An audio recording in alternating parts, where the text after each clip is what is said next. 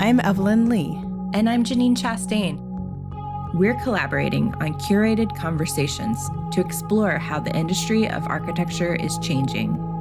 Together, we'll find ways to create new solutions to current challenges while elevating the value of architects. Welcome to Practice Disrupted.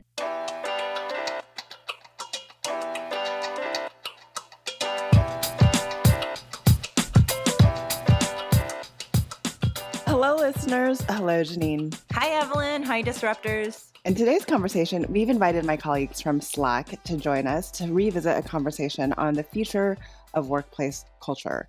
In season 2, Helen Cupp joined us to talk about how the workplace was shifting, especially during the pandemic. When we last spoke with Helen, we were still deep in the pandemic and not really sure about where things were heading. But we're at a different moment in time where there is less uncertainty, more optimism, albeit cautionary. The world has moved forward again, and lessons learned during the pandemic have shifted the way we're working.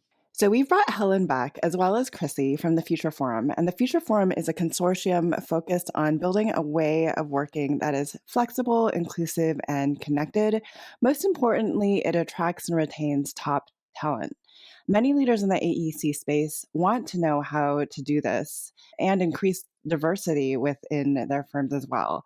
So we're going to talk about all of that, how to engage people at work, and how to effectively build their practices by focusing on their most important assets, the people. These are all things that the Future Forum is looking at, and they are leading the conversation on reimagining how people, processes, and tools come together to make work better.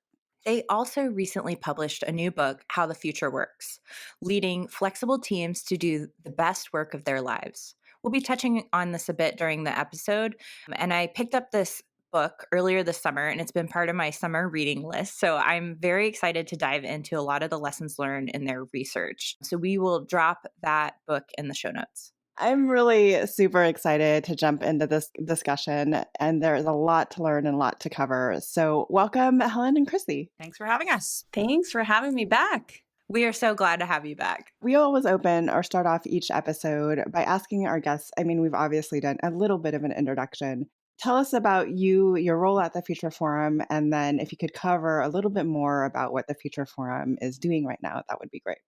Yeah, why don't I get started? So as you all know, if you've listened to the first episode, my name is Helen Cupp, and I'm one of the co-founders of the Future Forum and one of the co-authors of our book, How the Future Works. And just a little bit more about the Future Forum. So we're a research consortium that's backed by Slack and our founding partners, Boston Consulting Group, Miller Knoll, and Management Leadership for Tomorrow. And we're both a research consortium where we launch a quarterly survey around the future of work and knowledge workers, but we also engage in executive dialogue with Fortune 500 C-suite executives to figure out what they're doing with flexible work in their organizations. And I'd say it's been a really interesting journey over the last 2.5 years as we've learned more, experimented more, and started to put down into paper, what is working and what isn't. And that's been really cool at Future Forum. Yeah, and I'm Chrissy Arnold. I'm the Director of Advisory Services for Future Forum. So I really focus on partnering with executives at Fortune 500 companies to put into practice a lot of these things around flexible work. What does it look like on a day-to-day basis? What are the tools that you need to put in place? How do you operationalize this stuff? We have lots of believers and then a lot of questions about, okay, but what does it actually look like on the ground? On a personal note, I've been at Slack for the last 7 years. And, what really drew me to this work was my own experience as a leader at Slack and realizing that when I started to put tools like team level agreements into place with my team, it had a really transformative effect on our ability to work effectively and flexibly together. So that's me. I kind of want to just clarify quickly because I know you both mentioned Slack and Future Forum. Just briefly, how do those two organizations work together or fit together? Yeah, so we're all employees of Slack. And at the very beginning, many of us had different jobs. But when the pandemic hit, I think like so many other people, at first we were like, okay, just got to make it a couple weeks. virtually with remote work. Then a couple weeks turned into a month, 2 months. And I think at some point, Brian, Sheila, and I, who are all co-founders of Future Forum, realized that it didn't matter if the pandemic was going to be over the next day. We had fundamentally shifted how we were all working. And I think all of our original expectations about office work, how work was getting done, how we could work together, that was thrown out the window. And so we started Future Forum within Slack. So Future Forum is sort of an organization within Slack. It's our research arm, and dove into, at first, the data of, what was happening on the ground. And data turned into, well, this is interesting, but how do we make this work better? Which is what led to some of the executive conversations and workshops that Chrissy talked about. One of the things that people don't entirely realize about Slack is we were very much in spite of our product, which I think works well in a hybrid workplace and a remote workplace and a flexible workplace. We were very much an office-based company. So 5% of our employee base was office-based. Everyone had an assigned desk. Leadership at that time was very supportive of everyone coming into the office to get the work done. So even internally for us, this is a very big shift away from how things were pre-pandemic. Now, a lot of our listeners work in companies that have very different culture than tech. So I thought maybe you could also give us a sense of what working for a company like Slack or Future Forum is like. How do you describe the culture? Yeah, I love this question. I get asked it all the time when I'm interviewing people to come work at Slack. And the thing that it always comes down to for me is the people. Slack is a very people-first company and really takes the time to listen to people, to be empathetic, to understand what people need. And when we look at what's effective sort of in this new world of flexible work, it's the exact same things. It's about people. It's about having empathy for, what's working, what's not working, what are the challenges people are having. Beyond the focus on people, dissatisfaction with the status quo really comes up. Slack is always looking for better ways to do things, whether that's within the product or whether that's within, how we work together. And that comes back to this sort of, core behavior that we have around looking at things in a smart way, and not as in sort of IQ, but looking for better ways to do things, looking at things sideways, being playful with the way we get work done. And I think those are all really key things to keep in mind when we are looking to the future of work, especially. Yeah, I would add that when we think about flexible work, what we've seen in our work on Future Forum and in writing this book is that those who are innovating and those who are forward thinking in how they're, implementing flexible work are not just tech companies, actually. If you look in the book, a lot of the examples are from companies that you wouldn't expect, like the Royal Bank of Canada, for example. It's less about being in tech and that culture, and it's more around your ability to enable experimentation, to be agile, and willingness to be vulnerable and say, we don't know the right answer yet. We don't have the blueprint, but we're willing to try and see if this works. We listen to our people and move forward from there one step at a time. That, I think, is more important than, other aspects of culture that we typically associate that word with. But I'll also add something about Slack that comes up a lot in terms of culture and people first that I have always loved and I keep hearing when new people onboard is there is a slide in new hire onboarding at the very end of, I think, day one orientation, where you end the day and it just says, you belong here.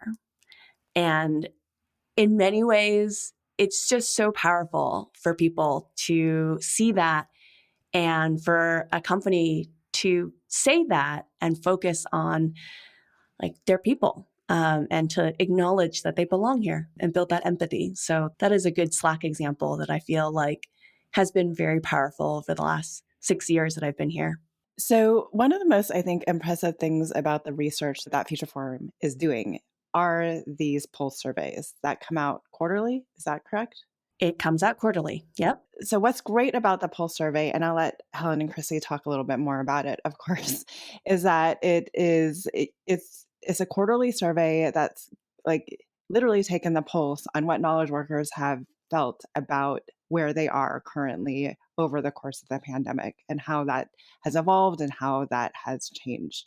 That's super high level from somebody unaffiliated with the Future Forum describing that. But I don't know if one of you wants to go a little bit deeper into describing what the pulse survey is, and then also maybe each of you can chime in on, what has come out of that research and what is the most surprising statistic or something that you found surprising and unexpected.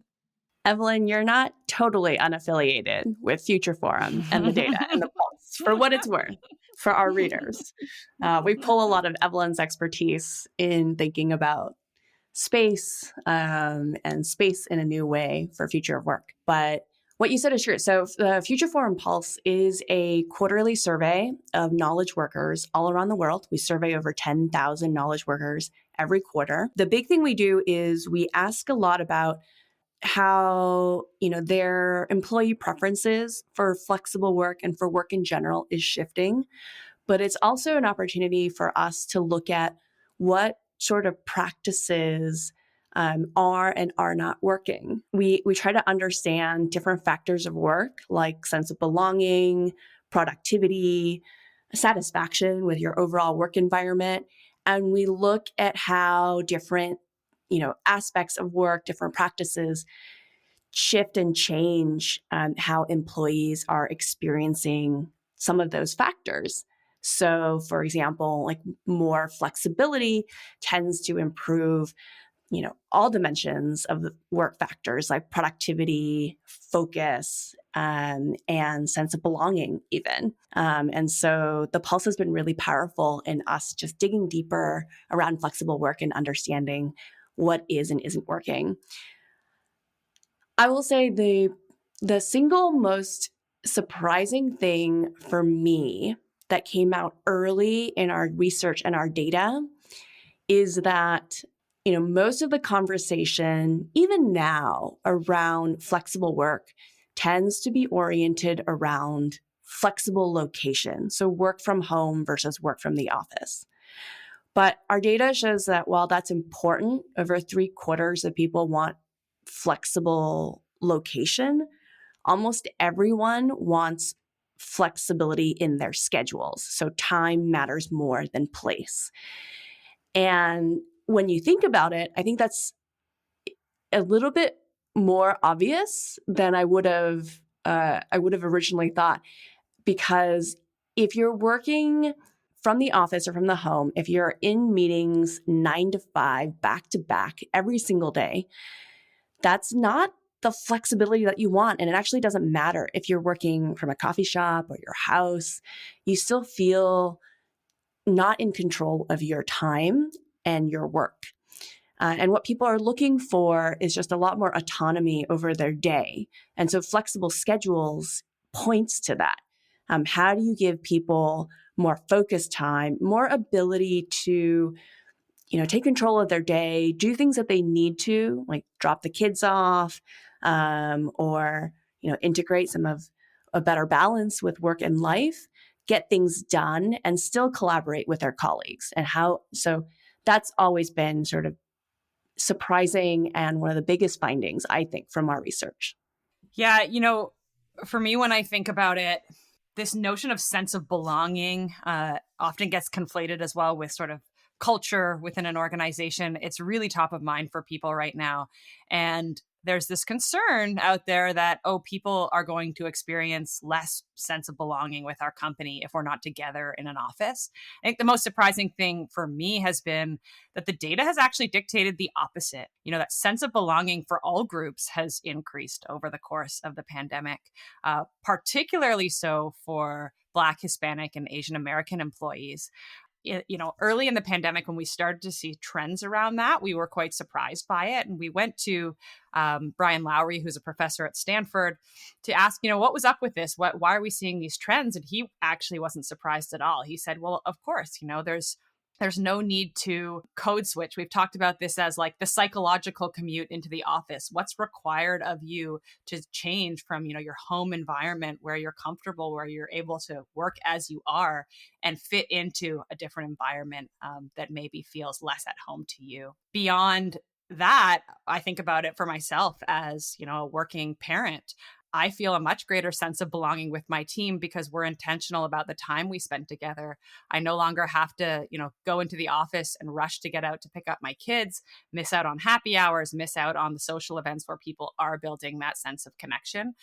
So, since having children, my sense of belonging, not being in the office, is much greater with my team. And certainly that is contradictory to sort of what people assume would be the case, as we're not in offices as much. So, one question we had was really around the idea of, is this an industry specific challenge that architects are facing? Or is this something broader going on within the way we think about work? When we started this podcast, I do think that Evelyn and I were thinking a lot of these issues were specific to architecture as a practice. But I think the more and more conversations that we're having, we're realizing that other industries are experiencing some of this too. So I wanted to get your take, since Slack and Future Forum cuts across industries. It's not, you guys are looking at all different types of work. What is your take on major themes that run across everything? In the data, there is just a broad desire for flexibility as table stakes for everybody. So, across all sectors, across all ages, across all levels of management functions within an organization, everybody wants flexibility. There's some variation within those groups in terms of, whether people want to be more like full-time at home versus in the office, but it's not meaningful. And that's often surprising to people. You hear people say younger workers want to be in the office more to sort of build their careers, and older folks are used to being in the office and they want to be in the office more. And the fact is that everybody wants flexibility to almost the same degree. And it's especially important when people think about staying within a company. Desire to leave the company or look for a new job. If you're dissatisfied with your current levels of flexibility, you're 3 times more likely to definitely be looking for a new job within the next year. So this stuff really matters, and people should be taking it seriously. I want to also talk about like the myths of returning to the office. It's funny because I was just on LinkedIn the other day and I saw like this push and pull argument going on between the two extremes of the people that are like all remote, all digital, and then the opposition was saying, no, we got to get back into the office, which is amazing to me that we're still thinking of it from like an either or standpoint. So I wanted to ask, like, in the data, what are the myths about returning to office? What have you guys learned? So many myths that we've honestly debunked over the last 2.5 years, right? But you're right. I feel like the conversation in the media tends to be too black and white, where it's either or. And one of the things that we often say is that digital first doesn't mean never in the office. And what people are looking for is a balance, as well as what they're really looking for when they say they want flexibility is autonomy and trust, right? That's ultimately what it comes down to. And so part of, I think, what we're seeing in the media and the backlash of RTO mandates and all that is a bit of that. Chrissy already talked about the myth around sense of belonging, that you need the office to build culture and a sense of belonging and those sort of relationships. I think the other prevalent myth that we continue to hear is that, maybe you can be productive when you work from home, but you need the office to innovate. You need it to be creative and have those serendipitous conversations in the hallway. And not only does our data not support this, there's actually been decades of research in the past that say, things like brainstorming in a room together actually doesn't generate the best ideas. There's a higher chance you get groupthink, and oftentimes less voices are being heard or included in the discussion. And the reality is, what we find is that we should be thinking about things like brain writing over brainstorming. So how do you mix in some asynchronous ideation beforehand where people can jot down different ideas, whether in a Google Doc or on Post-its like me, because I'm more traditional and pen paper, um, and bring that into a shorter meeting where you can actually focus on discussion and debating of ideas.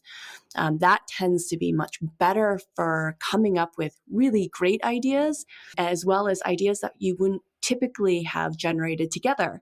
And so I think that that is one of those things where is a very, I would say, nostalgic myth of the office. But research in the past outside of our own doesn't support that. And when we look at the data at Future Forum, we see that location doesn't impact how people are feeling in terms of creativity. What matters is psychological safety. So the ability, how they feel about, whether they can take risks as a team, and whether they are able to ask for help across their team. Those are the factors that really impact how creative a team can be. And that is agnostic of being in the same location or being in the office. That notion on psychological safety is kind of really interesting at this point of time, especially for architecture firms. So you two aren't probably aware, but just recently, the first union in a private architecture firm of 22 was formed in New York. So there's been a lot of talk about the need to, from the bottom up, to kind of transform a culture, not only the workplace, but in the studio environment. And I think so much of what that ties back to is actually having psychological safety within the workplace. And it's interesting to me to hear about all of these firm owners that are pushing people back to the physical workplace, saying like that's the only way we can innovate, that's the only way we can sit around and talk about design and charrette, where like the key component isn't not necessarily place-based. I think architects also like everything to be place-based because we are architects, but it's really about creating that psychological safety, which is something that I don't feel like architects think about enough when it comes to what's going on in their practice and what's going on in their firm, and especially as a mechanism of like enabling people to be more productive by feeling psychologically safe. Yeah, I mean, I will tell you, I am your classic introvert, despite what I do with podcasting and Future Forum. I'm very, very introverted. And I can tell you that for the most part, being in a room and trying to get in a comment when there's a lot of talk and discussion and overlapping voices happening, it's hard. And I have found that when I have mentored other introverts as well, that's one of the things that really prevents us from chiming in with, our ideas, whether half-baked or even just a thought. It works much better for introverts generally if there's an opportunity to like write something down in advance, prep, and submit that idea. Even just the act of like writing on a Post-it and putting it somewhere is better. And so I think we hold on to this nostalgia of, what it looks like to be creative in the past without thinking about what formats and, how to solicit voices in a way that everyone feels comfortable to contribute. And I think when you get more people contributing, you do get better ideas. And that's just the reality of it. And I think what you're speaking to there, Helen, is, we often almost frame the current moment as like, oh, we have to make it work in a different environment. We have to make the way we work together shift sort of over to digital first. But ultimately, like, this is an opportunity to really radically reimagine how people are working together and to look at the practices that we came to take for granted and say, okay, who was that serving and who wasn't it? Is it serving our team in the way we want it to? So how do we, really use this moment to take a hard look at the things that we've taken for granted for a long time? taken for granted or just made the assumption that it worked without saying, did it really work? Yeah. Definitely. So I always found myself in conversations, especially in architecture firms, as like the lone extrovert, a lot of introverts. So it's pushed me into a direction of studying introverts to understand the way that they make decisions and what they need and how they communicate. And I'll say, as an extrovert, I used to misunderstand the silence as non-participation and didn't understand that that's not what was happening. Because I was always like, who's the loudest voice in the room? I'm going to jump in, I'm going to rumble and make sure that I get my voice in there too, which came naturally for me. But then I learned that there's a lot of things that introverts need too. And if our extroverted voices just continuously crowd them out, then we don't leave enough space for them at the table, which is why redesigning some of the forums and the way you communicate with your team is so important to create better balance.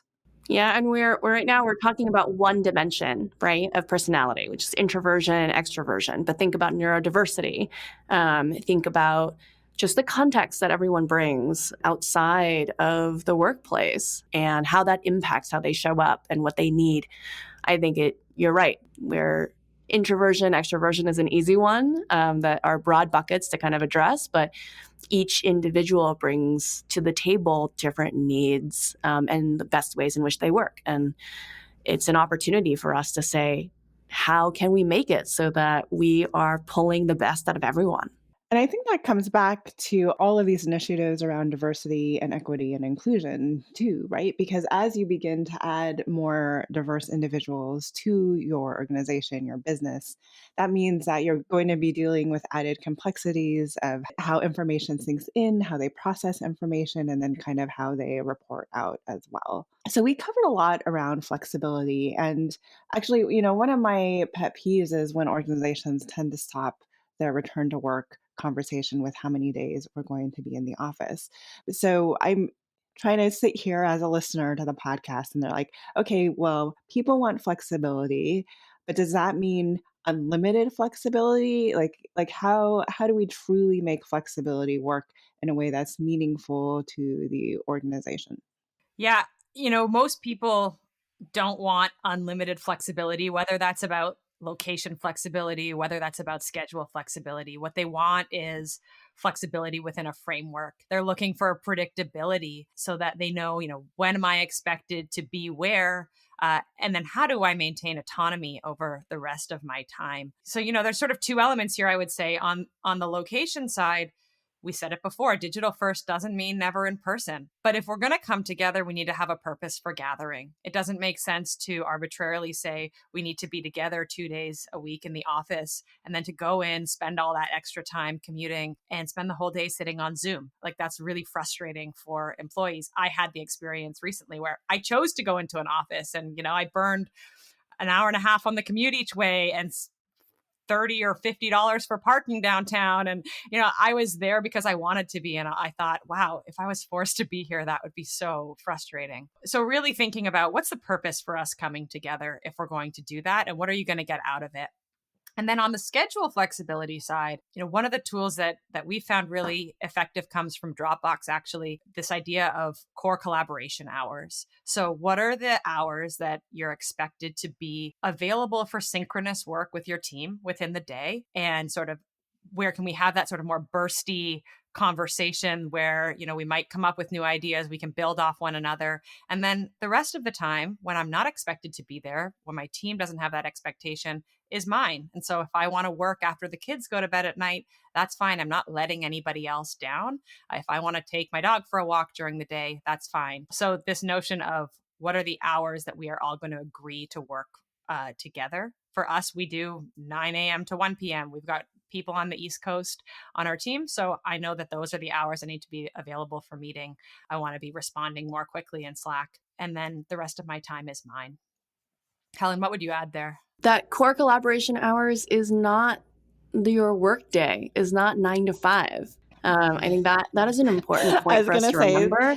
Yeah, organizations are going to be like, okay, core collaboration, 9 to 5. No. Because the research also shows that teams are better when they're bursty together, right? So that when they have this smaller amount of time where they can have, live synchronous collaboration, really quick back and forth for feedback, paired with more focus time, silent time, where you're not connecting with your team on a continuous basis. And the 9 to 5 workday is not structured to do that, right? You're sort of expected to be on and available for 8 hours a day or more for some of us who work longer hours. Instead, it's just saying, okay, you have focus time and you have synchronous time, and that synchronous time is not 9 to 5. You can decide. What we see is a 3 to 4 hour block per day is pretty good, because then you get variety and discussion, ability to schedule meetings and all that. But it's not the same as your full work day. I want to dive further into this because this actually came up on a call that I had today and something that I'm prepping for. The need for focus time, and how do you how do you build consensus around focus time on a group or a team dynamic?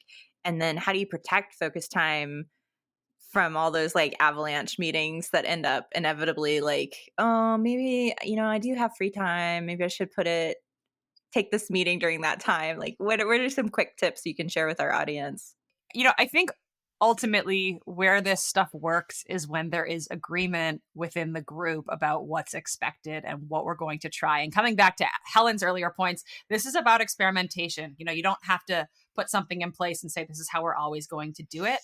But we use a tool called team level agreements. We found them to be really effective at, brokering a conversation within your team to say, what are the norms around working that we are going to explicitly agree to? And it forces you to take pen to paper and say, well, what are we currently doing? So things like, what are your core collaboration hours? Or things like, what do we use meetings for? What's expected of a meeting owner? We take it a step further at Slack, and we've been doing this for a while now, but we've actually implemented 2, company-wide programs.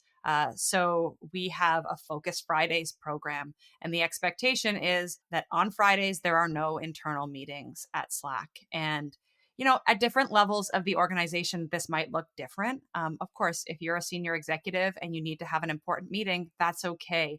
But as a general rule, we do our best not to schedule internal meetings. We do our best to give frontline managers and individual contributors that time to really put their heads down and focus. So that's Focus Fridays. And then we have a program across Slack and Salesforce called Async Weeks or Maker Weeks. And so these are weeks where we do our best to cancel all recurring meetings. One-on-ones with your manager, you have an option about whether you want to keep those or not. But sort of that weekly team meeting, take it off the calendar for a week. See if you really need it. See if it's providing value to you. It's just a really good chance to kind of audit your schedule and think about, is this working? So those are 2 programs we've tried. And again, they might change, right? This is all an iterative process. And we make sure that we're taking pulse surveys on these programs to see, are they having the impact that we want them to have for our employees, and where can we improve? Where can we change? Yeah, the reality is that meetings are a habit, and in many ways a bad habit. And meeting creep happens all the time, even with us. And so the ability to just say, let's audit, let's cancel all meetings for a week and see, declare meeting bankruptcy and say, did we actually need these? Because if they were important and urgent, it will make its way back on the calendar. Trust me, it will. And so I think that's the theme of a lot of what we're talking about, with team level agreements, with some of these programs around meetings. It's just a chance to pause and say, is this still working? Let's actually evaluate and have that conversation. And what can we experiment with and change? The thing that I often like to say about team level agreements is that, it's an interesting tool because it's so simple, and its simplicity is in that there are so many invisible norms that exist in the workplace with your team and with other people. And for so long, we've just operated as if that was normal. And once we write it down, it's an opportunity to actually ask ourselves, is this norm actually working for all of us? because the fact is, we never questioned it when it wasn't written down, right? When it's an invisible norm, you actually never take a step back and say, this is still working. But the act of writing it down gives you this chance to redesign and rethink it. And so those are really great ways to using the team level agreements, using some of these like meeting bankruptcy programs to say what is and isn't working for us. The invisible norms is an interesting way to approach things because as a new employee too, I think it takes you time to learn those invisible norms, right? Within the culture. So just having them actually written and documented makes it kind of easier to understand the team dynamics and understand if I need help, this is what I need to do to get immediate support. If it's something that like can wait 24 hours, this is kind of how I reach out to my team members. Hey, Evelyn, I love that, especially as we're talking about more distributed work and hybrid work, because when you were in the office, one of the things that you could do was kind of observe the people around you and figure out what those norms were. And that's something that is, fundamentally quite different when you're sitting at home in front of your computer all day. And so how do you make things as explicit as possible for your employees so they're not wasting energy guessing, like, is it okay for me to miss this meeting? Is it okay for me to, reach out to this person? And they can actually focus their energy on getting good work done. So I think it just becomes like even more important to document explicitly when we're not together. So one of the other myths that I feel not only architects are facing, but I just read a New York Times article about how you mentor the young individuals coming into the office, that it has to be done in an office. That's the only way they can pick up on our culture. That's the only way we can hold their hand going forward so they understand what we're like and how we work with. Is there anything that we haven't necessarily talked about yet that can help with bringing in those younger individuals into a more flexible workplace? Yeah. And, I think a lot about, again, back to what are sort of the informal ways that people have learned on the job in the past, and what were we kind of relying on the shared space in the office to do for us instead of intentionally designing. So, one example might be like a sales rep who is on a client call and has a peer on that call with them. After you got off the call with the customer, if you were sitting together in the office, you would have time to informally debrief, to like get feedback on how that went, to sort of take a breath together and look for opportunities to improve. If you're not together in that shared space, you have to be intentional. We work in Slack, so there's the Slack huddles feature. And one of our best practices is after we get off a client call, we jump on a huddle for 5 minutes. It's not a 30-minute meeting. It doesn't have to be on the calendar. It's a chance to informally check in and give a little bit of feedback. And, if it didn't go well, take a breath and be like, it's okay. You're not alone. You're going to do great next time. Right. So I think with especially newer employees, really being intentional about making sure those moments can happen, those on the job learning moments is critical to success here. A lot of what you're talking about, I think, demands support from leadership, but it also relies heavily on kind of the middle manager to implement and to execute. What are suggestions there? And, what, to what extent are you seeing organizations kind of upskilling or retraining those middle managers to manage in this new way of working?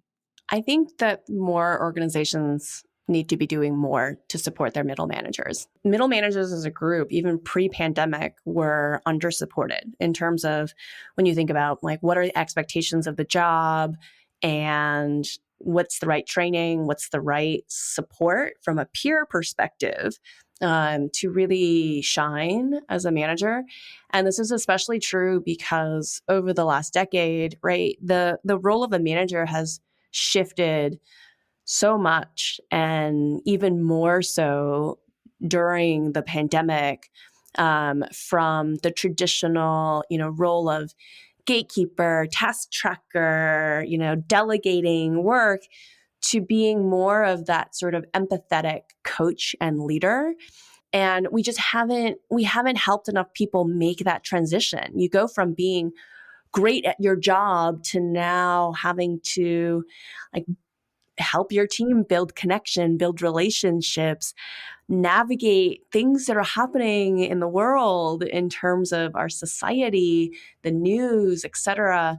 And, helping to manage a distributed team and having people build that autonomy and flexibility. Like, those jobs are fundamentally different. And you're right. The frontline manager in particular, they're the linchpins of flexible work, right? If you think about it, they're the individuals that connect their team to the rest of the organization, to information, to opportunity, to other people and access. And so I'd say one of the frameworks that we talk about in the book that comes from our own updated manager training program at Slack is that managers have sort of 3 core roles that I think are new and in many ways not new. And that is to create clarity, to inspire trust, and to unlock potential. And you'll see none of that is about monitoring or making sure that your employees are working from 9 to 5 or 40 hours a week. It's really about things that we've talked about, right? Trust. How do you give people the agency to work the best way that they need? How do you unlock their potential? How do you create psychological safety? Those are all, I think, within those buckets of creating clarity on a team with things like agreements, inspiring trust, and trying to find ways to bring those diverse voices to the table and unlocking potential. And that's just, across the board, more support for middle managers is needed, and more upskilling and training. So, Helen, really quickly, what's next for the Future Forum and you? Future Forum is going to continue to do research. I think we're grounded in data. But one of the things that I'm really excited about is just diving in with more companies and understanding what companies and leaders are experimenting with and seeing in the field, and pulling just more stories and examples to share with our community. And so that, to me, is probably the most exciting thing over the next year. And who knows? Maybe another book? Maybe? I don't know. We'll see. We'll see. Chrissy, same question to you, especially since Helen mentioned, working a lot more with companies. And I feel like when it comes to advisory services, this is also critical to your role, the Future Forum. For us, I think there's 2 pieces. One is supporting people as they try to make this work. The future I want to see is that people have access to the resources they need to give people the flexibility that's going to let them live their best lives and do their best work, right? And, it's kind of a desert out there in terms of stories of actually, like, what are people trying? What are they doing on a day-to-day basis to make this real? And so being sort of the people who can share those tactics and can say, here's something you can try, and here's a framework from which to think about this. And as we start to get deeper with what are the real challenges that people on the ground are seeing, so that we're not just hearing an executive conversation, we're understanding, what are people that are going to work every day experiencing, what does the data tell us on one side, and then what does it look like on the ground. And so, yeah, we will continue to listen and to, hear what the challenges really are. Right now, the ones that are emerging are around things like team level agreements, around things like meeting culture. And then how do we build this sense of connection when we aren't together? So those are our focus areas at the moment. And I'm sure more will emerge as we get further into this. So I just want to ask, Evelyn just changed her role at Slack and she's taking on a new role. I was hoping that you all could explain it to our audience, who is a bunch of architects who don't know anything about Slack, but are very curious, like what is her role and what is she doing? Can you help us understand this? When we see companies be really successful with flexible work, it's when they're investing in it and when they're putting people in positions to really think about flexible work programmatically, from what's the role of the office to what's our digital infrastructure that we need to collaborate, to questions of how are we going to bring people together and where. And so having strategic leadership that has sort of the ear of the executive team to say, well, here's where we need to make investments, and these are the people that I need, and these are the programs that I want to roll out. that's ultimately how we're going to continue with this experimentation and to be successful. And so that's what Evelyn's going to be charged with is sort of figuring that all out. I mean, she brings so much expertise, obviously from the architectural space and from understanding space and design, and also just experience design and how do people work together and what do they need to sort of collaborate most effectively. So I'm super excited to have her in that role and to see where we take this next at Slack and what the next sort of set of experiments are going to be. I'm really glad you touched on how her identity as an architect is helping Slack, because that's something that we are trying to take back to our listeners also, to understand that that architecture, while a very focused topic, has potential to influence things like the technology industry, like workplace strategy, and that there is a lot of synergy between those different disciplines that we can learn from each other and inform each other's work based on our point of view. The easiest way I've described my role is that, and we mentioned this at the top of the podcast, Slack is very much organization in transformation through the pandemic as well. So a future forum is the body that is gathering all of this great information. Then I feel like my role, a large part of my role is taking the future forum's research and implementing it within Slack, the company. So it's cross-functional. My role has always been cross-functional, but it is really understanding people, leaders' needs, understanding the executive leaders' needs, but then also understanding the needs of our employees and helping them meet in the middle so that everyone is one, first and foremost, happy, productive. They love being and working together at Slack. And that includes kind of a reimagination of what the office means to us. We've mentioned it multiple times that digital first doesn't mean never in person, but we also mentioned that we want to only have meetings that matter, especially if that means asking people to commute all the way into the office, and especially if that means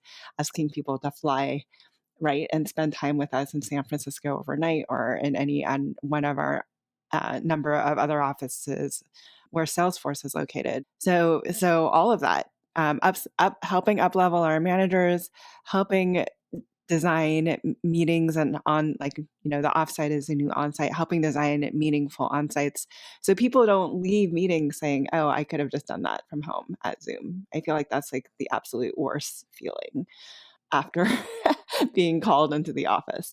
So that's my role.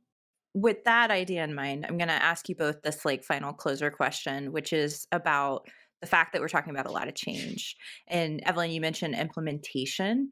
So how are you both finding balance in implementing a lot of the changes that you're describing through this research and new ways of working while still getting work done? When you guys hit barriers, how do you keep moving forward? And what tips can you leave with our listeners? One of the things about having worked at Slack for 7 years in a rapidly scaling organization is everything changes every month, right? You can't grow to attach to the way things are because you know that it's going to change. And that's been a real gift for me moving from, I've worked in nonprofit leadership prior to being in the technology industry. So I think it's about non-attachment, right? At the end of the day, it's about really taking a hard look at how we're doing and whether something's working. And just because it worked 2 months ago doesn't mean that it's still working now. And that's not a bad thing. And so for me, I think it's really a perspective thing and a welcoming of change and making sure that you're not changing things for the sake of it. It's not to sort of feign this idea of movement instead of progress, but to really say, okay, well, what's going to serve us right now? And it's okay for it to be different than what it was in the past. Well, I have been looking forward to this conversation for a while, and I'm so glad that we had it. I want to remind everybody to check out the book, How the Future Works, Leading Flexible Teams to Do the Best Work of Their Lives. The link is in the show notes, and I highly encourage you to buy the book and read it because there's a lot of really good ideas in there about how to shift the way that we're working, and you can take them back to your team. So with that, thank you so much to Helen and Chrissy, and Evelyn. Thanks for letting me turn the interview on you also. Hi, Disruptors. If you like the content from today's show, you can find all of our past episodes over on practiceofarchitecture.com/podcast. Be a part of the conversation by joining us, our speakers, and others in our community at practiceofarchitecture.com/community. Our social media handle is @practiceofarch. That's @practiceofarch. We love to hear from you. Drop us a note to say hello. This show is part of Gable Media. You can learn more about other podcasts and video channels in our community by visiting gablmedia.com. Thank you for joining us on Practice Disrupted, a podcast by Practice of Architecture. Tune in next week for a new conversation on change in the profession.